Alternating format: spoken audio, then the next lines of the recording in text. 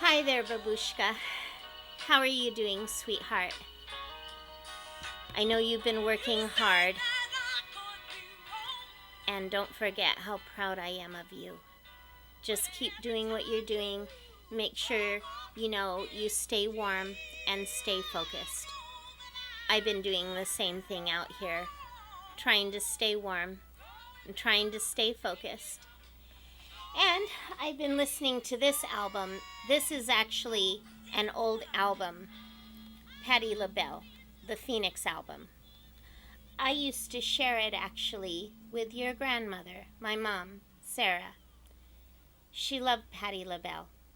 She loved her voice. She said her voice was one of the most incredible instruments she had ever heard. And listening to this together, it brought us close. See, when she was married to my dad, she wasn't allowed to listen to a lot of the music that she wanted to listen to. And even just having those few years left of her life, it gave her a kind of freedom that she didn't have during the 18 years of her marriage. Very sad but true. And I would play a lot of funk and disco and soul around my new guardians. They didn't like it, but oh well. They just didn't understand, I suppose. But this would help me concentrate and study, and to this day, I absolutely adore it. Makes me feel good inside my heart. But yeah, I was just playing Good Intentions. This story I'm going to tell you about is about good intentions. And when those good intentions aren't enough, and there's trickery involved in it.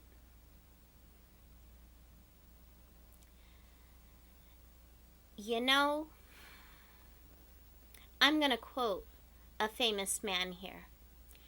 You know exactly who I might be referring to. Let me give you some quotes first. This one's hilarious. He said once, "Never tell an audience how good you are.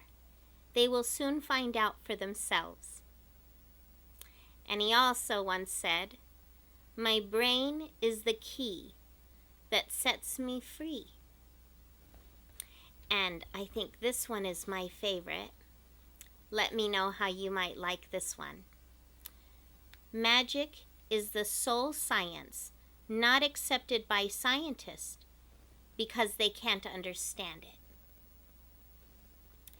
That's actually a quote from Harry Houdini. That's not his real name. His real name was Eric Weiss. And Houdini means a type of conjurer, or to escape, or to vanish somewhere. That's what Houdini means. And he did some wonderful tricks for people. He was an escape artist. He was absolutely the best. He mastered it. And one thing that made him so special around common people, he made it where most of his shows, people could afford a ticket to go see it. And he would do it out in the open. And it was amazing for them to see him escape out of terrible, terrible contraptions, and or in the midst of a terrible circumstance. It seemed like life or death. And just about every time, except for the last one he did escape, but it injured him very badly. But it gave people a sense of hope. What he would perform would give people a reason to know that even though they might be in the most terrible circumstance in their life, or the most trying time, they can escape, they can get through it. It is a wonderful, wonderful thing. I still love reading about him.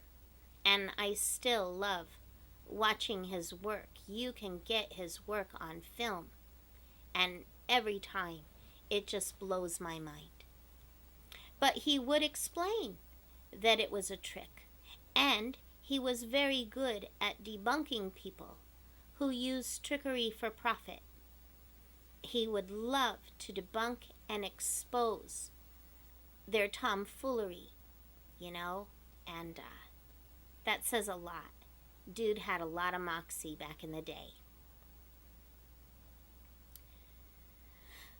When I lived with my guardians at that time, you know, they were still quite affronted that I wasn't going to the Catholic Church or participating with them.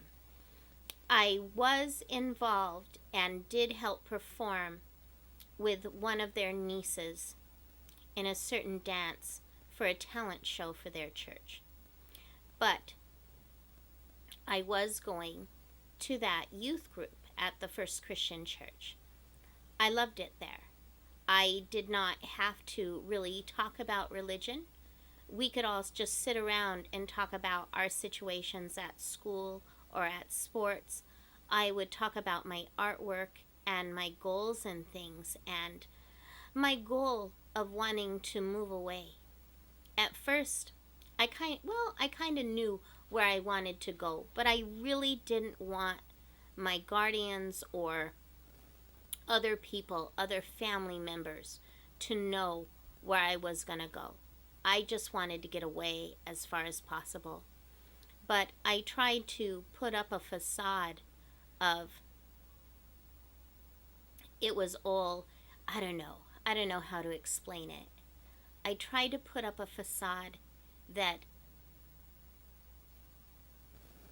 it was going to please them, that it was something that would make them happy. And I had this false intention, or it was given to me falsely, that going to college would be the best way out for me, and that improving my life in that manner would be the best road for me to take. For a while there, I knew no other way out, and I was kind of taking the poison. And all the friends around me, they were all very bookish and very smart, and they kept their grades up really well and were in the more advanced classes. Their intentions were to go to a university or to a Christian college. And I wanted to see if I could be good enough as them. I wanted to at least try. But I really wanted to get into my artwork. I loved my guardians. I really did. I had a hard time around birth, though. It seemed like every time I would turn around in the house, he would be drinking. He would do it sneakily, behind Gina's back. I could smell it a mile away, and so could my friends, and it was quite embarrassing. At that time, I was getting closer and relating more and talking more with my dad when we would visit. But with my new waitressing job, it made it hard for us to balance time with each other on the weekends. And we made a deal that he would come and visit me at my work. I'll tell you more about that later on. It really did help me out a lot in the end. He really did some good things for me then because of his past skills when he was a young man. My guardians were arranging for a big trip for a wedding down in California. It was Bert's oldest brother's daughter. She was getting married. Now this was way down near Mexico, near San Bernardino. I had never even been to California. I wanted to go so badly. Um, I wanted, you know, every kid when they grow up, you know, you had the chance when you were young to go to Disneyland. I wanted you to have that experience. I never had that experience. All I saw of that was on television. I wanted to see it for what it truly was. But something happened with my guardians and me that put a rift between us. They were very superstitious. It was weird because growing up in Humbleton, I didn't see that in that tiny town, at least not with my relatives. But there was something about Bert. The house that they owned, that I lived in, and I paid them rent, is beautiful. Beautiful old style Victorian house. White with light blue trim and a beautiful white picket fence. Wonderful 2-story. Had a large backyard in the back. I loved it. I loved my room. I felt at peace there. In the beginning, I had both the cats. You know, you remember Ninja, right? Yeah. He lived to be 20 years old. I had gotten him back in 1986. He was actually a birthday present from your Aunt Jewel. Wonderful, wonderful kitty. Just like his name, Ninja. He was really quiet and he would sneak around. Well, I had another kitty cat, a Siamese kitty named Samurai, and she was more doggish. You know, Samurai had died when I had moved to that house. My guardians convinced me, even though they were inside cats, that they should be outside. And I tried to explain to them, especially to Bert, because he was really on this. I was like, you can't let Samurai outside. She's used to being inside, and she's more like a little dog. She's very needy, and she'll need me. And we just moved here, and it's just not right. You should do this slowly, if anything, or wait till the weather changes. He refused. So they both had to go outside. After that first night there, because it was in the winter time, it snowed. I never saw Samurai again. I hoped in my mind that maybe she found another home. Who knows? But I was new there. I didn't know anyone. And my guardians refused to ask around to try and find if maybe she went to a neighbor's house or, you know, somebody took her in. I never saw her again. Ninja, though, he ended up okay. So, but I would piss them off sometimes too. I would bring them inside. We kept the litter box on the back porch. He ended up okay, and eventually I moved him up here to Seattle. And yeah, he was there for you, you know, when I was pregnant with you and when you were a little baby. You know, he'll always be in our hearts, won't he? But yeah, Bert was very strange. Besides his drinking and besides that terrible incident, you know, with my poor pets, I don't know. I was their first kid, you know, a 15 and 6, you know, I was 15 going on 16, ba-boom. And they did not know how to handle me. But I didn't even think there was much to handle. All I wanted to do was go to school, you know, and find friends and find an opportunity to have a job and live a good life. Bert was weird. In the beginning of that summer, it's hard to talk about this.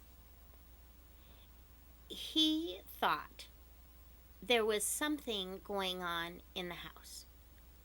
It's an old house, like I just said, Victorian style. Those houses make noises sometimes, the wood and what have you. They call it settling. He went through some kind of strange notion of his that there was paranormal activity. I kid you not. And he was serious about it. I thought it was crazy. I didn't see anything weird going on in the house. I felt, besides dealing with his antics, I felt very comfortable there. And I wanted it to be a comfortable home. I was still grieving over my mom. I wanted peace and quiet, unless maybe I'd play music or they'd be watching television or they would have friends or family over. That was fine, but I wanted a sense of normalcy. It wasn't normal with his actions. He was convinced that there was some kind of ghost. He would vocally call it a poltergeist, which I felt embarrassed because he would actually talk about it in front of a few of my friends if they were over, and they would look at me funny, and I'm just like, oh no. But he was convinced, and this was at the same time, he was actually, I forgot to mention this to you, he was previously married up in Alaska. He used to live up in Alaska for a while. Him and his ex-wife had 3 little children, 2 boys and a little girl. Little girl in particular was 6 years old at the time. They would come and visit during their school vacations. And here it's the beginning of the summer. They were planning a whole stay there for the whole summer. And I loved it. I loved being around them. I loved being around that little girl. She was fun to be with. But I came home one night, and he was acting weird. And he told me, he's just like, I know, this is so true. I have to tell you, Belly. And I wanted to brush it off. I just would want to walk away, but he would follow me, actually, to my room, up the stairs, to tell me about somebody knocking on the door while him and his daughter are watching television. And then he gets up from the couch and he goes over and he answers the door and nobody's there. So he proceeds to sit back down.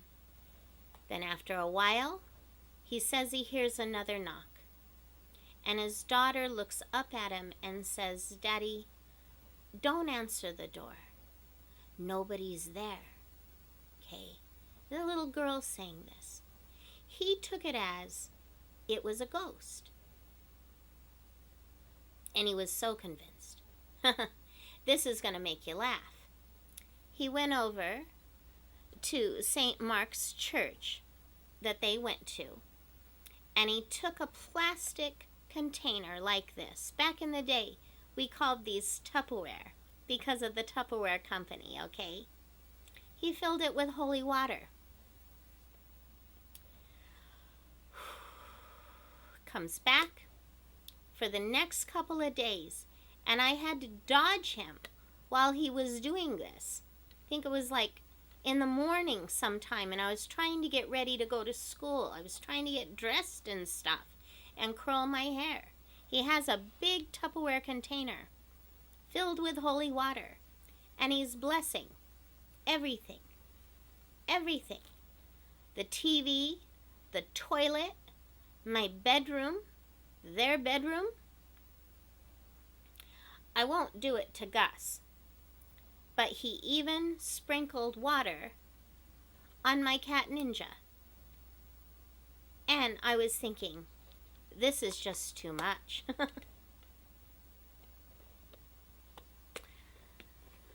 Whew.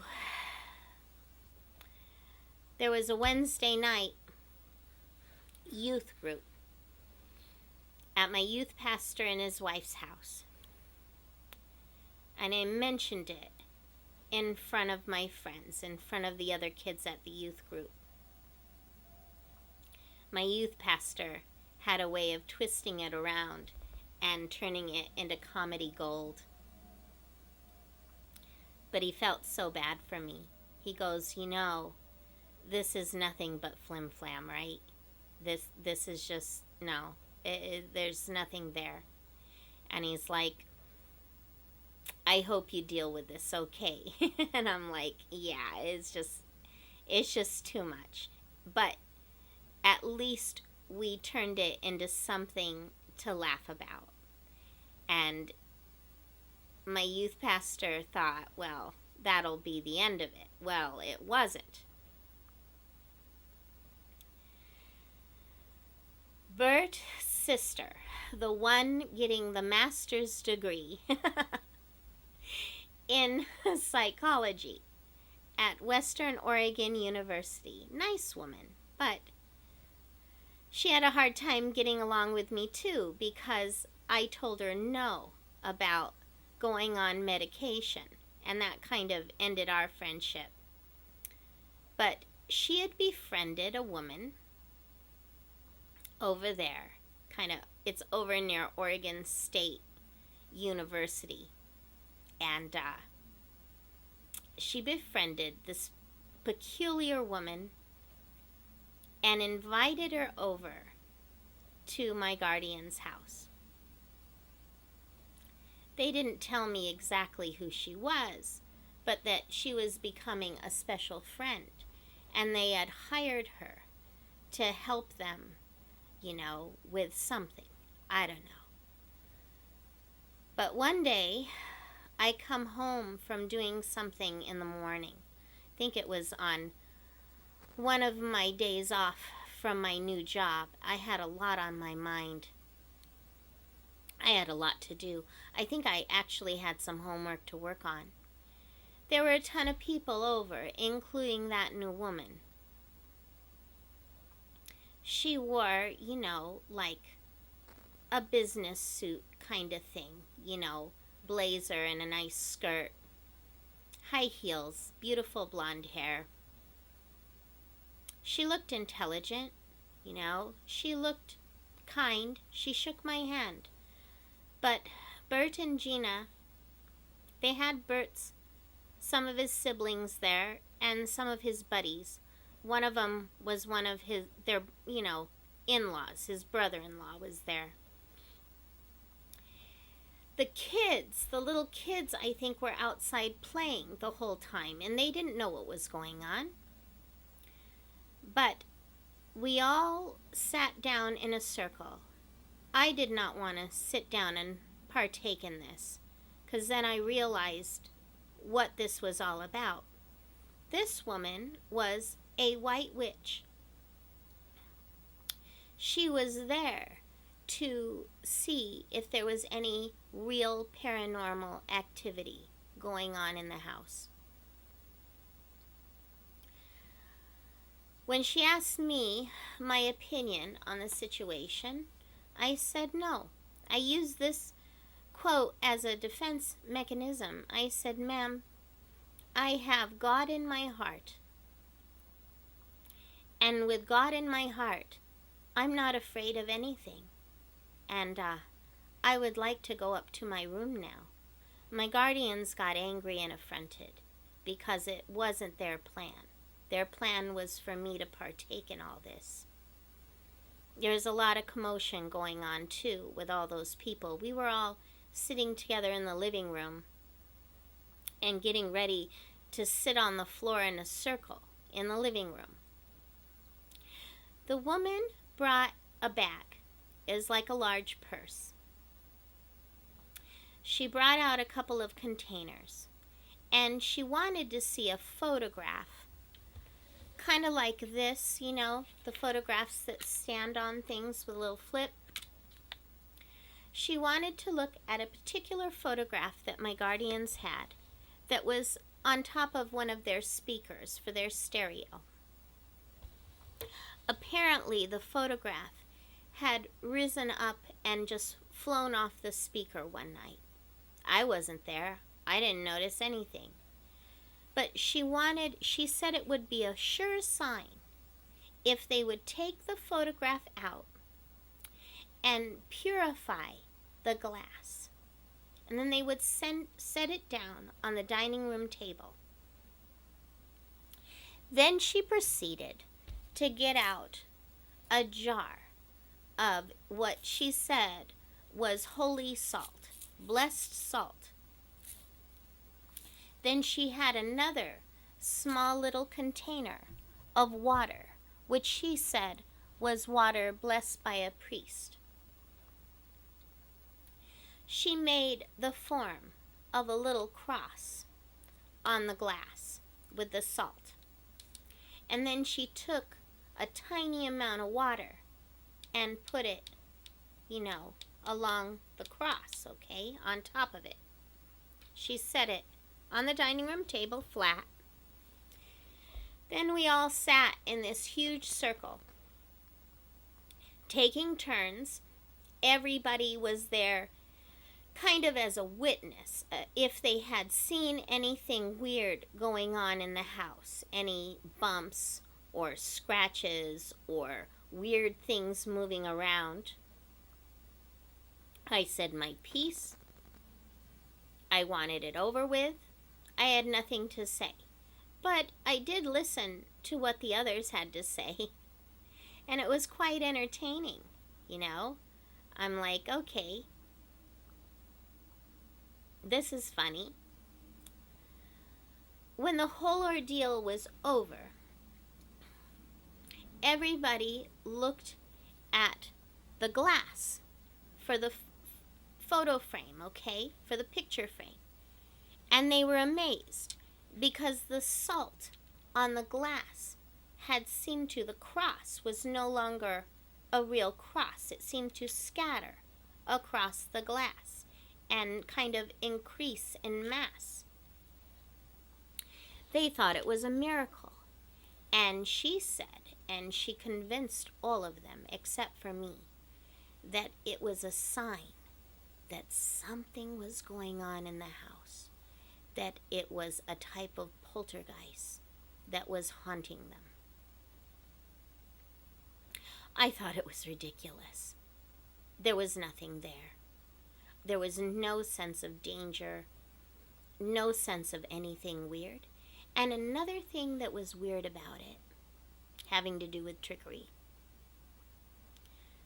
I asked a question. They posed it as being stupid, but I didn't think it was a stupid question. I'm like, why aren't the kids here to see this? Why aren't you asking them?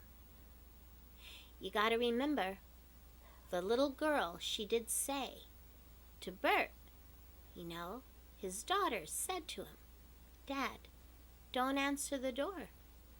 There's nobody there. Think about that for a minute and think about how things can play with people's minds. We've all been conned.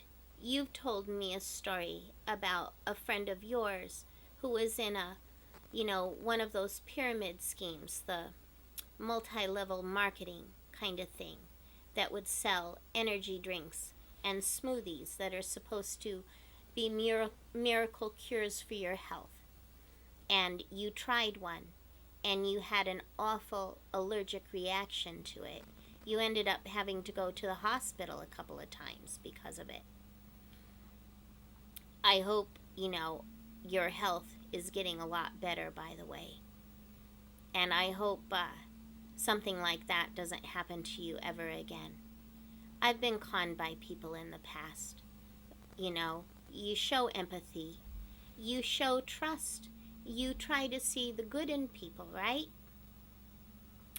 I'm that way too, and you know that. But some people, on the surface, they might show that they have every good intention, all kinds of positivity. But in reality, it's all a game. It's all a form of trickery. a type of monster, I think, really. Maybe not intentionally. Maybe they don't know. I don't know. I don't know how to explain it. But it's a type of monster like this, like a little spider. Spiders in books, photographs, and on nature shows and stuff from a distance, they can look quite beautiful. And some of them are harmless, like daddy longlegs. But up close, once you get to see them really well, you can see, that this is a type of, I don't know, something nasty that might bite you. But that's their nature. So, you can either take a fly swatter to them, or you can get a little cup or a piece of paper and gather them up and kind of let them outside, right? Get rid of them. Gus is actually, yeah, hi Gus, how are you? You gonna say hi? You say hi to Babushka? Or you can say hi to her cats. I hope your cats are doing well, by the way. But Gus, if they're small spiders, he'll actually go after them and eat them. Along with mosquitoes and critters like that. But I don't know. Trickery. It's okay to, if you want to concentrate on something and it makes you feel good and it releases good endorphins, that's great. That's a wonderful thing. But you know as well as I do that some folks, it's another level of the meritocracy, another form of do-gooders, and really they're just out to bamboozle people and to try and play on their mind, especially if those people have gone through a loss of a family member or going through a divorce or maybe lost their home. They play on people's weaknesses. And that was something that Harry Houdini had pointed out. During that time period, there were a lot of people grieving at that time, and a lot of superstitions, and a lot of the bad parts of, I don't know what you would call it, the occult. I don't know. But I just thought I'd bring that story out, because it's totally true. I think they're probably pissed off at me to this day, because even though I had had the loss of my mother, I could see right through that web, and I could see that they were being conned. I don't know if Bert was doing it in a way of getting attention. I don't know. To this day, I'm not going to ask him. I haven't talked to them actually in years, especially him. And that could have been one of the reasons why. Anyways, I gotta wrap up this video. I've been cleaning, I've been exercising. This is my only day off this week. I'm gonna go into work early tonight. I have been sewing. I've been doing repairs on some of my clothes.